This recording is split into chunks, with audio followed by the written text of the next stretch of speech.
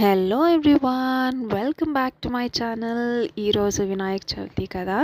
So అందరికీ ముందుగా వినాయక చవితి శుభాకాంక్షలు. మేము కూడా ఎవ్రీ ఇయర్ వినాయకుడిని అయితే ఇంట్లో పెట్టుకుంటామన్నమాట.